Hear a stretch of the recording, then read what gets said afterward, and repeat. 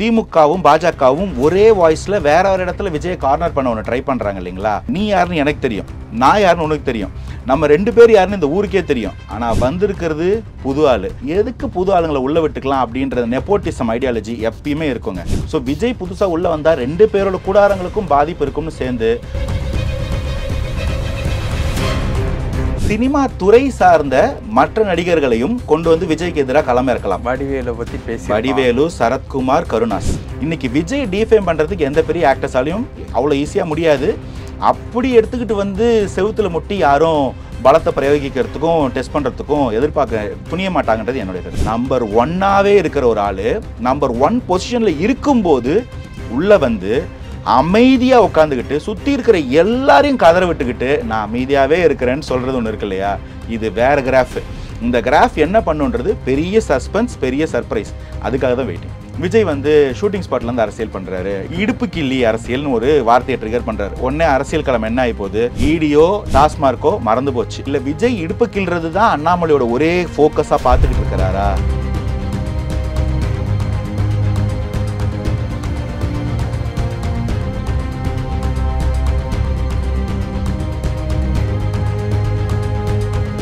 Real one நேயர்களுக்கு வணக்கம். இன்று நம்மளுடைய நேர்காணலுக்கு அரசியல் விமர்சகர் திரு அனந்தஜித் அவர்கள் இணைஞ்சிருக்காங்க. சார் வணக்கம். வணக்கம். எப்படி இருக்கீங்க? நல்லா இருக்கேன். நீங்க எப்படி இருக்கீங்க? நல்லா இருக்கேன். இப்போ வந்து விஜய் அவர்கள் வந்து இன்னும் 25 டேஸில் ஷூட்டிங் முடிச்சுட்டு ஃபுல் ஃப்ளெஜ்டாக வந்து அரசியலில் இயங்க போகிறாரு அப்படின்ட்டு வந்து சொல்லியிருக்காங்க. இதை தான் வந்து சில நாட்களுக்கு முன்னாடி அவருடைய தந்தையார் திரு எஸ்ஏசி அவர்களும் வந்து சொல்லியிருக்காங்க.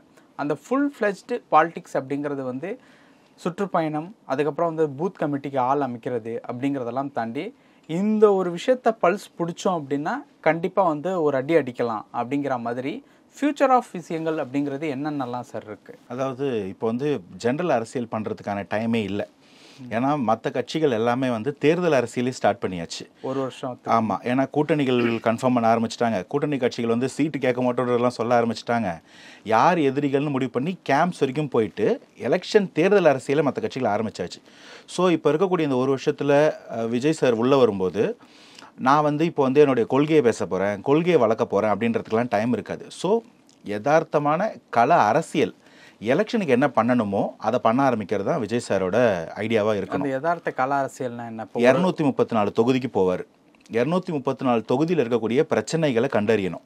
அந்த 234 தொகுதியில் இருக்கக்கூடிய டீம்ஸ், கமிட்டிஸ் சரி பண்ணணும், டைட் பண்ணணும். அங்கே இருக்கக்கூடிய பிரச்சனைகளை, கட்சிக்குள்ளேயும் சில பிரச்சனைகள் இருக்கும், அந்த தொகுதி மக்களுக்கு சில பிரச்சனைகள் இருக்கும், தேவைகள் இருக்கும்.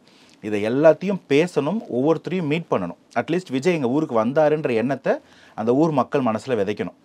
அந்த ஊர்ல இருக்க பிரச்சனை வந்து டிஸ்ட்ரிக்ட்டுக்கு மட்டும் வந்துட்டு போனா போதும். தொகுதி நான் சொல்றேன் 234 தொகுதி போகும்போதே அதுல 38 டிஸ்ட்ரிக்ட்டும் வந்துடும், எல்லா பெரிய மாநகராட்சிகள், பேரூராட்சிகள் வந்துடும். அந்தந்த ஊரில் மக்களை சந்திக்கணும், மேடை போட்டு பேசணும். ஊர் நிர்வாகிகளோட ஒரு கலந்தாலோசனை பண்ணும்போது அந்த ஊரில் இருக்க சின்ன சின்ன மனஸ்தாபங்கள் சரியாயிடும். தலைவர் நம்மளை பார்க்குறாருன்ற போது ஒரு புத்துணர்ச்சி, உத்வேகம் வரும், மக்களுக்கு நம்பிக்கை வரும். அந்த தொகுதி பிரச்சனைகள் நானே கண்ணால் பார்த்தேன், இந்த ஊரில் இந்த தொகுதியை பாலம் சரி பண்ணணும், இந்த ஊரில் இன்னும் வந்து இந்த நதிநீர் பிரச்சனை இருக்குது, இங்கே வந்து செக் டேம் கட்டணும்னு விஜய் சொல்லும்போது ஆமாம் வந்தார், பார்த்தாரு. ஸோ மக்களுடைய பிரச்சனை, அந்த ஊரில் இருக்கக்கூடிய மற்ற கட்சிக்காரங்களோட மேலே இருக்க குற்றச்சாட்டுகள், தன்னுடைய கட்சி பலப்படுத்துறது, இந்த மூணுத்தையும் ஒரு சேர பண்ணுறது தான் இந்த சுற்றுப்பயணத்துடைய வேலையாக இருக்கும். ஸோ போயிட்டு வந்து அவர் விஜய் சார் வந்து ஒரு அறிக்கை கொடுக்கும்போது, இல்லை ஒரு மேனிஃபெஸ்டோ எலெக்ஷனுக்கு கொடுக்கும்போது அதில் ஒரு லாஜிக் இருக்கும், மக்களுக்கும் ஒரு கனெக்ட் ஏற்படும். அதுதான் சமீபத்தில் வந்து அண்ணாமலை அவர்கள் வந்து விஜயை பற்றி ஒரு வந்து விமர்சனம் வந்து வச்சார். இப்போ என்னென்னா, ஒரு மூத்த பத்திரிகையாளர் சொன்ன ஒரு கருத்தே வந்து என்ன அப்படின்னா, திமுகவுக்கு ஒவ்வொரு தடவையும் பிரச்சனை வர்றப்போ காப்பாற்றி விட்டுட்டு இருக்க ஒரு நபர் வந்து அண்ணாமலை அவர்கள் தான் அப்படின்ட்டு வந்து சொல்கிறாரு. அண்ணாமலை அவர்களை பொறுத்த வரைக்கும் சமீப காலம் கூட வேண்டாமே, இந்த 4 வருஷத்தில் டிஎம்கே செய்யக்கூடிய பல விஷயங்களை வந்து அவர் வந்து விமர்சனம் பண்ணிகிட்டு இருக்காரு. ஆனால் இப்போது மூத்த பத்திரிகையாளர்கள் வந்து நம்ம தான் வந்து மூடர்கள் மாதிரி டிஎம்கே செய்யக்கூடிய தவறுகளையும் பிஜேபியை பற்றி வந்து விமர்சனம் பண்ணிகிட்டு இருக்கோம். ஆனால் அவங்க 2 பேருமே வந்து ஷேடோ பாக்ஸிங் வந்து பண்ணிகிட்டு இருக்காங்க, டிஎம்கேவை அண்ணாமலை காப்பாற்றி விட்டுட்டு இருக்காரு அப்படின்னு சொல்லிட்டு 2 உதாரணங்கள், சம்பவங்கள்லாம் வந்து சொல்லியிருந்தார். அந்த ஒரு விஷயம் உண்மை அப்படின்னு எடுத்துக்கலாமா, இல்லை பத்திரிகையாளர் சொல்லக்கூடிய ஒரு சென்சேஷனல் நியூஸ் அப்படின்னு எடுத்துக்கலாமா? நான் எப்பயுமே நம்புறது ஒரு விஷயம் ப்ரோ, நெருப்பு இல்லாமல் புகையாது. ஓகே. இந்த மாதிரி ஒரு விஷயம் அறவே இல்லாமல் யாருக்கும் அப்படி ஒன்று தோணாது. அதில் 1% உண்மை இல்லாமல் ஒருத்தர் பேச போகிறதில்ல.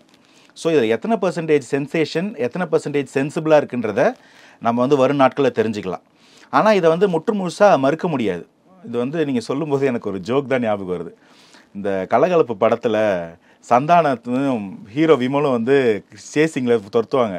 நடுவில் இவன் யார், இந்த மஸ்கிட்டோ மேன் நடுவில் வந்து வண்டி ஓட்டிக்கிட்டு இருக்கான்னுவாங்க. ஆனால் அவர் தான் வந்து ஹீரோயினை கடத்தி வச்சுட்டு சிலவாளி வேலை பண்ணிட்டு இருப்பார். அந்த மாதிரி இங்கே திமுகவும் பாஜகவும் இல்லை திமுகவும் மற்ற கட்சிகளும் சண்டை போடும்போது நடுவில் உள்ள புந்து அந்த ஆட்டையை கலைச்சி விட்டுறாரு தான் எனக்கும் தோணுது. இந்த அண்ணா யூனிவர்சிட்டி ரேப் கேஸ்லேயே பார்த்தீங்கன்னா அந்த ரொம்ப ஒரு கிராவிட்டியான ஒரு பிரச்சனை. அந்த பிரச்சனை வந்து யாராலுமே வந்து ஈஸியாக கடந்து போய் காமெடி பண்ண முடியாது. ஆனால் அந்த இடத்துல சாட்டை எடுத்து அடிச்சிக்கன்னு ஒன்று பண்ணார். அது வந்து இமோஷ்னலாக பார்க்கப்படும்னு எதிர்பார்த்தாரு. ஆனால் அது எப்படி ஆச்சுன்னா அவருக்கு அகைன்ஸ்டாக தான் போச்சு. இன்றைக்கி இவங்க டாஸ்மாக் வாசலில் போயிட்டு முதல்வர் ஃபோட்டோவை மாற்றுறதுக்கு பாஜகக்காரங்க எத்தனைச்சோடனே திமுககாரங்க என்ன பண்ணுறாங்க, ஒன்றும் இல்லை, அண்ணாமலை சாட்டையோட ஷட்டை இல்லாமல் நிற்கிற ஃபோட்டோ எடுத்து போஸ்ட் ஓட்டிக்கிட்டு இருக்கிறாங்க. இன்றைக்கி பார்த்தாலும் 1.5 மாதம் கழித்து பார்க்கும்போதும் சிரிப்பு வர வைக்கிற ஒரு கண்டென்ட்டாக அது மாறி போச்சு.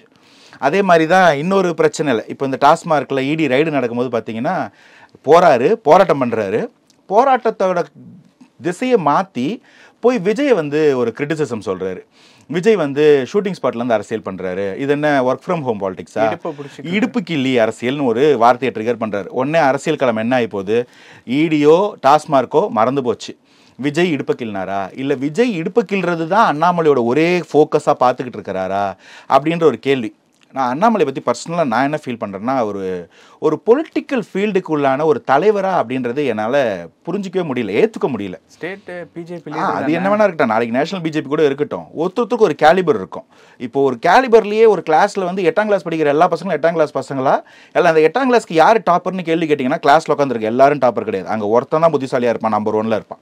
அந்த மாதிரி இவர் நம்பர் 1ஆன்றதுல எனக்கு ஒரு பெரிய கேள்வி இருக்குது. அவர் வேற என்னமோ அவரோட நிஷே இல்லை வேற ஏதோ ஒன்று மிஸ் பண்ணுறமோன்னு அவர் எதிர்பார்த்துக்கிட்டே நினச்சிக்கிட்டே இருக்கிறாரோ, பாஸ்ட்டுக்கும் ஃபியூச்சருக்கும் நடுவில் ஸ்டக்காக இருக்கிறாரோன்றது என்னோட மிகப்பெரிய கேள்வி. நீங்கள் திரு அண்ணாமலை அவர்களுடைய போராட்டங்கள்லாம் எடுத்து பாருங்களேன், எல்லாமே சட்ட ஒழுங்கு சம்பந்தமான பிரச்சனைகளையே அவர் கேள்வி கேட்பார். ஒரு ரேப் கேஸாக இருக்கும், இல்லை ஒரு கொலை நடக்குது, தமிழ்நாட்டில் சட்ட ஒழுங்கு பாதிக்குது, கொடூர கொலைகள் நடக்குது, இந்த மாதிரி ஒரு சூசைட், இதை கூட ஒரு போராட்டம் அறிவிச்சிருக்காரு. அதுவும் கிரைம் ரெக்கார்ட்ஸ் பேஸ் பண்ண போராட்டங்கள் தான். டெவலப்மெண்டல் பாலிடிக்ஸ் பேசலாம், மக்களுக்கு இருக்கக்கூடிய தேவைகளை கொண்டு போய் பேசலாம், இடஒதுக்கீடு, சமூக பிரச்சனைகள், இந்த மாதிரி ஏகப்பட்ட வேலை. இதுவும் பிரச்சனை தானே. ஆமா, இது ஒரு பிரச்சனை தான் இருக்கா? ஒரு போலீஸ்காரருக்கு வெறும் சட்ட ஒழுங்கு பாதுகாக்கிறதுக்கு தான் பிரச்சனைங்க. ஒரு போலீஸ்காரரோட மென்டாலிட்டியில இருந்து குற்றங்கள், கொலைகள், கற்பழிப்புகள், மொலஸ்டேஷன்ஸ், தற்கொலைகள், இதை பற்றியே மட்டும் ஒருத்தர் யோசிச்சு அதை சுற்றியே பாலிடிக்ஸ் பண்ணிட்டு இருக்கிற மாதிரி இருக்குது. இந்த மாதிரி என்னைக்காவது முதல்வர் ஸ்டாலினோ இல்லை முன்னாடி இருந்திருக்கக்கூடிய கலைஞர் ஜெயலலிதாலாம் பண்ணியிருப்பாங்களா? எல்லா சாரரையும் எல்லா மக்களையும் அட்ரஸ் பண்ணுற மாதிரி போராட்டங்கள், மேனிஃபெஸ்டோ இருக்கணும். இவரோட சிந்தனை ஃபுல்லாக இப்படி இருக்கிற மாதிரியே இருக்குது. சரி, ஓகே, அவர் இன்னும் போலீஸ் ஜாப்லேருந்து ஃபுல்லாக வெளியில் வரல போலன்னு நினைக்கலாம். அவரோட சிந்தனை இன்னொரு பக்கம் பார்த்தீங்கன்னா சினிமா. லண்டன்லேருந்து வரும்போது என்ன சொன்னார், நல்ல ஒரு சக்ஸஸ்ஃபுல் நடிகர் விஜய் வந்து பாலிட்டிஷியனாக இருக்கார், ஒரு ஃபெயில்டு சினிமா ஆக்டர் உதயநிதி வந்து துணை முதல்வர் ஆயிருக்காரு அப்படின்னாரு. அவர் யாருன்னு உள்ளே போய் பார்த்தீங்கன்னா கர்நாடகாவில் ஒரு படம் நடிச்சிருக்கிறாரு. அந்த படம் பேர் ஏதோ அரபி. எதுக்கு அரபின்னு பேர் வச்சாங்கன்னு எனக்கு தெரியல. அந்த படத்துக்குள்ளே போய் பார்த்தீங்கன்னா ஃபஸ்ட்டு படம் நடிக்கிறாருங்க. படத்துக்கு அந்த டீசரில் ஒரு பேர் எப்படி போடுறாங்க, சிங்கம் K Annamalai IPS first time on screen. எல்லாரும் சினிமாவில் நடிச்சுட்டு அரசியலுக்கு வராங்க. போலீஸ்ல தான் இருந்தாரா? இல்ல, 2022 வந்த படம். அவர் தான் 19 ரிசைன் பண்ணிட்டாரு. ஸோ அரசியலுக்குள்ள வந்து இந்த இன்ஃப்ளூயன்ஸ்ல போய் நடிச்சார் போல இருக்கு. எல்லாரும் சினிமாவில் நடிச்சு மக்களுக்கு முகத்தை பிரபலமாக்கிட்டு அரசியலுக்குள்ள வந்து வேலை பார்ப்பாங்க. அரசியலுக்குள்ள வந்து மாநில தலைவர் ஆன பிறகு ஒரு படம் ரிலீஸ் ஆகுதுன்னா நம்ம இவர் எப்படி ஒரு சீரியஸ் பாலிட்டிஷியனாக பார்க்க முடியும்? அதுவும் ஃபர்ஸ்ட் படத்தில் 62 படம் நடிச்ச அஜித் குமார் இவ்வளோ பெரிய ஃபேன் பேஸ் வச்சிருக்கிறாரு. அவரே எப்பா என்ன தலை அல்டிமேட் ஸ்டார்லாம் போடாதீங்கன்றாரு. முதல் படத்துலேயே சிங்கம் கே அண்ணாமலை ஐபிஎஸ். என்ன எதிர்பார்க்குறாரு, என்ன ப்ரூவ் பண்ண ட்ரை பண்ணுறாரு? எல்லாமாவும் தானே இருந்துட முடியுமா? முடியாது இல்லைங்களா? எப்பயுமே ஒருத்தர் வந்து ஜேக் ஆஃப் ஆல் ட்ரேட் ஆயிட்டானா he will become master of none. அதுதான் இவருன்னு நான் பார்க்குறேன். ஓகே, இப்போது விஜய் அவர்கள் தன்னுடைய எதிரிகள் டிஎம்கே அண்ட் பிஜேபி அப்படிங்கிறத வந்து ஃபர்ஸ்ட் மாநாடு ஸ்பீச்சிலே வந்து அறிவிச்சிருந்தாரு. இப்போது யாரை எதிரிகள் அப்படின்ட்டு வந்து சொல்லியிருந்தாரோ அவங்களே வந்து விஜயை பற்றி வந்து பேச ஆரம்பிச்சிட்டாங்க.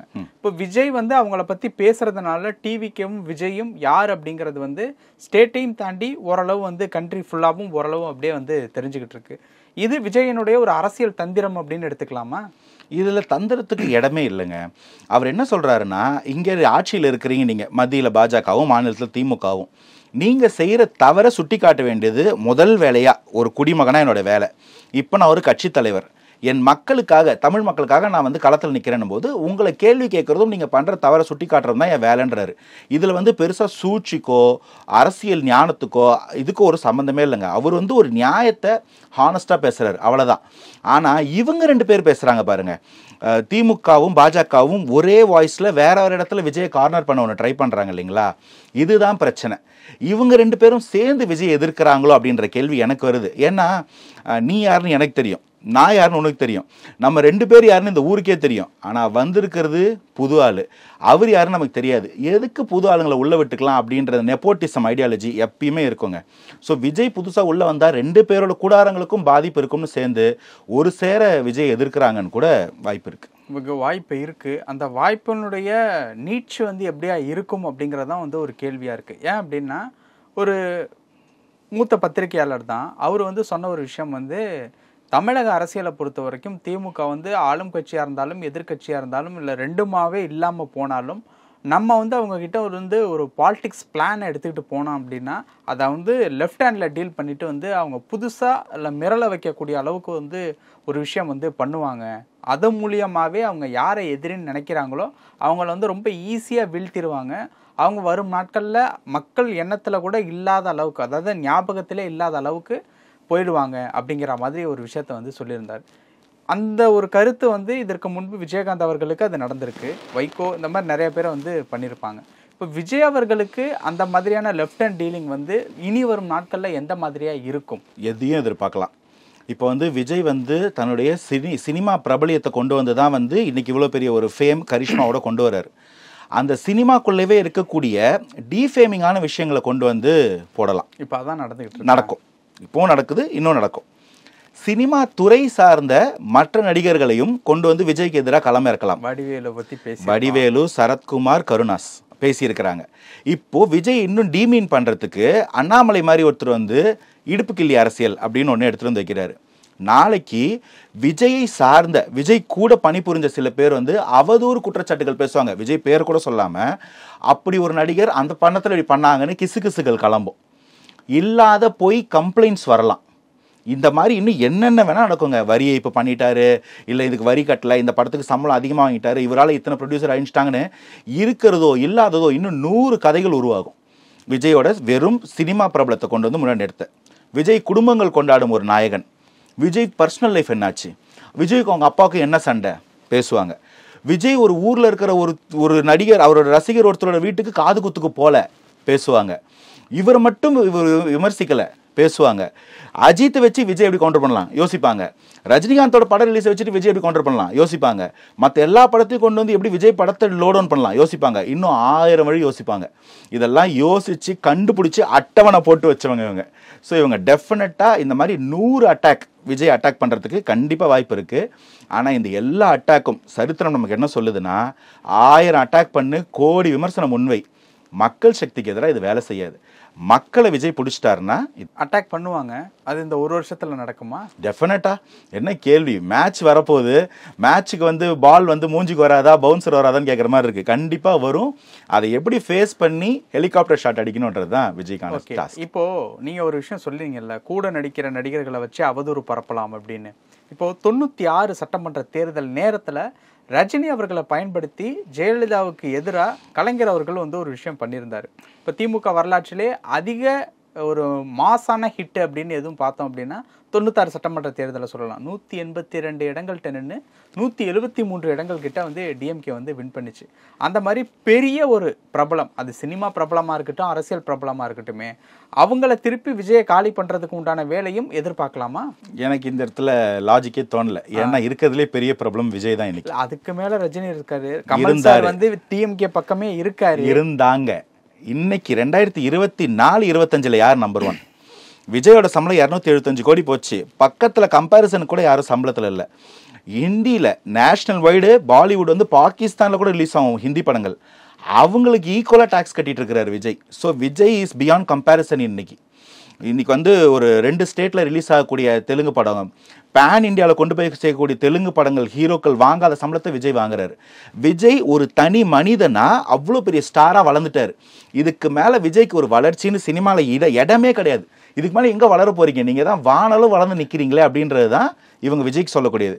ஸோ இதுக்கப்புறம் எந்த ஸ்டார் வந்தாலும் பகலில் எந்த நட்சத்திரமும் வானத்தில் தெரியாது. காரணம், சூரியன்ற ஒரு நட்சத்திரம் நமக்கு ரொம்ப பக்கத்தில் இருந்து பிரகாசமாக இருக்குது. அது சூரியனால தானே பிரச்சனையே இல்லை, அது உதய சூரியன். நான் சொல்கிறது பீக்கில் இருக்கிற உச்ச சூரியன். ரெண்டுத்துக்கும் வித்தியாசம் இருக்குது. உச்ச சூரியன் இருக்கும்போது அதே நிலாவோ நட்சத்திரங்களோ வானத்தில் இருந்தாலும் மக்கள் கண்ணுக்கு தெரியாது.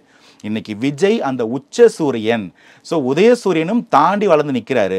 இன்னைக்கு விஜய் டிஃபேம் பண்ணுறதுக்கு எந்த பெரிய ஆக்டர்ஸாலையும் அவ்வளோ ஈஸியாக முடியாது.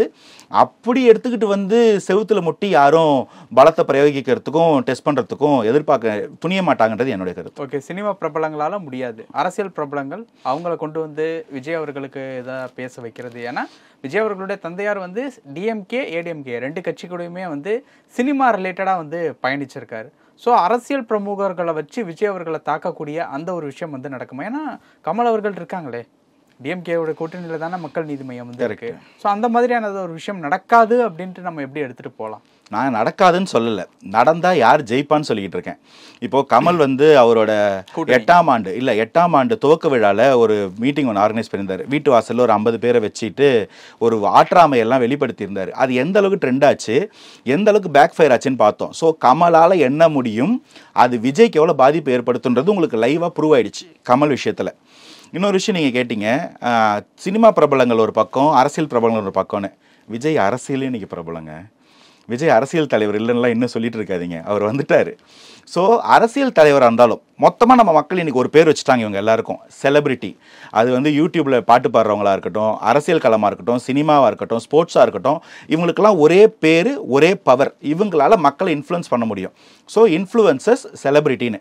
விஜய் இது எல்லாத்துலேயும் சேர்த்து தான் நான் பெரிய ஸ்டார்னு சொல்லிக்கிட்டு இருக்கேன்.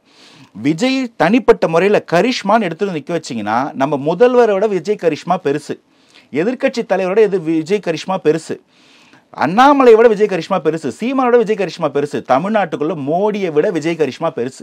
இதை யாராவது மறுக்கிறாங்கன்னா அது ஒரு கோவத்திலையோ இல்லை நான் சொன்ன மற்ற தலைவர்கள் மேலே இருக்க அபிமானத்திலையோ இருக்கலாமே தவிர விஜயோட கரிஷ்மா பெருசு. வெறும் அந்த முகம் இதுதான் இன்னைக்கு பிராண்டு. அந்த முகம் மக்கள்கிட்ட கொண்டு போய் சேர்த்தா மட்டும் போதுன்றதான் அந்த கட்சியோட இன்னைக்கு நிலைப்பாடு. எல்லாரும் மைக் எடுத்துட்டு போய் கேட்குறோம், என்ன உங்கள் கொள்கை என்ன, கொள்கை என்னன்னு யாருக்கா சொல்ல தெரியுதா? இதனால் விஜய்க்கு பாதிப்பா? ஒன்றும் கிடையாது. எங்கள் தலைவர் முகம் எங்கள் பிராண்டு, இந்த பிராண்டு என்ன பண்ண போகுது பாருங்கன்னு தான் சொல்கிறாரு ஆனந்த். அந்த ரிசல்ட் காமிப்பாங்க, அதுக்கு ஒரு வேல்யூ இருக்குது. எவ்வளோன்றது தான் கேள்வி. அது 26 எலெக்ஷன் சொல்லும். லாஸ்ட் மினிட்ல சேஞ்ச் பண்ணுறது அப்படிங்கிற ஒரு விஷயத்த வந்து டிஎம்கேவும் ஏடிஎம்கேவும் ரொம்ப சுலபமாக வந்து பண்ணுவாங்க. ஒரு ஃபோட்டோ மூலியமாக ஜெயிச்சதாக இருக்கட்டும், இல்லை வந்து அந்த இருக்கக்கூடிய வாக்காளர்கள்ட்ட தன்னுடைய பேச்சுக்கள் மூலியமா இல்லை பிரெயின் வாஷ் மூலியமா எப்படி வேணாலும் இருக்கட்டுமே, அது மூலியமா சேஞ்ச் பண்ணி ஆட்சியை பிடிச்சதா இருக்கட்டும், இல்லை கூட்டணி ரிலேட்டபுளாக ஒரு கேம் பிளே பண்ணி ஆட்சியை பிடிச்சதா இருக்கட்டும், இந்த மாதிரி நிறையா வந்து அவங்க வந்து பண்ணுவாங்க. ஸோ அப்படிங்கிற பட்சத்தில் இந்த கரிஷ்மாவையும் தாண்டி தொடர்ச்சியாக அவங்க தானே வந்து ஜெயிச்சிட்டு இருக்காங்க. அப்படிங்கிற பட்சத்தில் வந்து எப்படி வந்து ஈடு கொடுத்து நிற்க முடியும்? லாஸ்ட் மினிட்ல எப்படி வேணாலும் மாறலாம் இல்லையா? அதை தான் கேட்க. கண்டிப்பாக இதுக்கு வந்து நான் இதை ஏற்றுக்கிறேன். இதுக்கு ஒரு பிரத்யேகமான ஒரு பயிற்சியும் ஒரு கால்குலேஷனும் விஜய்க்கு கண்டிப்பாக தேவைப்படும். அதை செய்யறதுக்கு விஜய் செய்வாரா செய்ய மாட்டாரான்னு நமக்கு தெரியாது. ரெண்டாவது, விஜய்கிட்ட அதுக்கான டீம் இருக்கா இல்லையான்றது கேள்வி. இப்போ மேல்மட்டத்தை பொறுத்த வரைக்கும் பல அரசியல் ஆலோசகர்கள் இருக்காங்க. பிரசாந்த் கிஷோரே வந்து நான் 10 பைசா கூட வாங்கலை, ஆனால் விஜய் இஸ் மை பிரதர், அவருக்காக நான் நிற்பேன்னு சொல்லும்போது பிரசாந்த் கிஷோர் மாதிரி ஆட்கள் இருக்கிறாங்கன்னும் போது இதெல்லாம் அவங்களுக்கு தெரியும். அவங்களும் அதுக்கு கவுண்டர் நரேட்டிவ் செட் பண்ணுவாங்க அப்படின்றது புரிஞ்சு கொள்ள முடியுது. ஆனால் இதை கிரவுண்ட் லெவலில் கொண்டு போய் சேர்த்துருவாங்களா? அதுக்கு தேவையான மொத்த புரிதலும் அந்த இளைஞர்களுக்கு அந்த மக்களுக்கு இருக்குதான்றது $1 மில்லியன் கேள்வி. இது ஒன்று தான் நம்ம களத்தில் இன்றைக்கி நம்ம வச்சுக்கிட்டு இருக்க விஜயோட கரிஷ்மா ஓட்டாவும் சீட்டாவும் வெற்றியாகவும் ஆட்சியாகவும் மாறப்போதான்ற கேள்விக்கு இது ஒரு மட்டும்தான் நமக்கு இருக்கக்கூடிய சர்ப்ரைஸ் கொஸ்டின். அதை வரும் நாட்களில் தான் பார்க்க முடியும். பண்ணிடுவோன்னு அவங்க சொல்கிறாங்க, பண்ணவே முடியாதுன்னு இவங்கெல்லாம் சொல்கிறாங்க. என்ன நடக்க போகுதுன்னு பார்க்கறதுக்கு நம்மளாம் ஆர்வமாக இருக்கும். ஓகே, இந்த கரிஷ்மா அப்படின்ட்டு ஒரு விஷயம் வந்து சொல்லியிருந்தீங்கல்ல, இந்த கரிஷ்மா சில நாட்களுக்கு முன்னாடி வந்து விஜயகாந்த் அவர்கள்ட்ட வந்து நம்ம பார்த்தோம். ஆனால் அந்த கரிஷ்மா முதல் எலெக்ஷனில் நல்லாவே ஒர்க் அவுட் ஆகுது. அடுத்தடுத்த எலெக்ஷனில் ஏன் ஒர்க் அவுட் ஆகாமல் போக மாட்டேங்குது? நம்பர் 1ஆவே இருக்கிற ஒரு ஆள் நம்பர் 1 பொசிஷனில் இருக்கும்போது உள்ளே வந்து அமைதியா உட்காந்துக்கிட்டு சுத்தி இருக்கிற எல்லாரையும் கதற விட்டுக்கிட்டு நான் அமைதியாவே இருக்கிறேன்னு சொல்றது ஒன்று இருக்கு இல்லையா, இது வேற கிராஃப். இந்த கிராஃப் என்ன பண்ணுன்றது பெரிய சஸ்பென்ஸ், பெரிய சர்ப்ரைஸ். அதுக்காக தான் வெயிட்டிங். சஸ்டெயின் பண்ணிட்டு போறது தான் அந்த கரிஷ்மாவோட பெரிய ஒரு டிஃபிகல்ட்டியா? ஆமா, சஸ்டெயின் பண்றதுன்னு இல்லாம இந்த ஒரு எக்ஸைட்மெண்ட் கிரியேட் பண்ணி வச்சிருக்கிறாரு இல்லையா, மக்கள் மத்தியிலையும் அவர் ரசிகர் மத்தியிலையும். இதை சஸ்டெயின் பண்றது ஒரு பெரிய டாஸ்கா இருக்கும். இப்போ நமக்கு இப்போ அஜித் எல்லாம் பார்த்தீங்கன்னா நம்ம வெறும் ஸ்க்ரீனில் மட்டும்தான் அவரை பார்க்க முடியும் அப்படின்னும் போது அது ஒரு வேற லெவல் கிரேஸ் கொடுக்குது அவர் ரசிகர்களுக்கு. இப்போ விஜய் அதை தாண்டி இவங்க கிட்ட ஃப்ளஷ் அண்ட் பிளட்டா மண்ணோட மனுஷனா கூட நிற்க போறாரு. அப்போ இந்த எக்ஸைட்மெண்ட் இன்னும் 100 மடங்கு அதிகமாகுமா, இல்லை விஜய் நான் பக்கத்தில் பார்த்துட்டேன், கையை தொட்டுட்டேன், கை கொடுத்துட்டேன்னு அந்த எக்ஸைட்மெண்ட் குறையுமா அப்படின்றது தான் நம்ம தமிழக அரசியலோட அடுத்த ஃபேஸாகவே இருக்க போகுது. இதுதான் நம்ம எல்லாரும் கற்றுக்க போகிறோம். பல விஷயங்கள் பகிர்ந்துக்கிட்டீங்க. நேரத்துக்கு ரொம்ப நன்றி. Thanks for having me.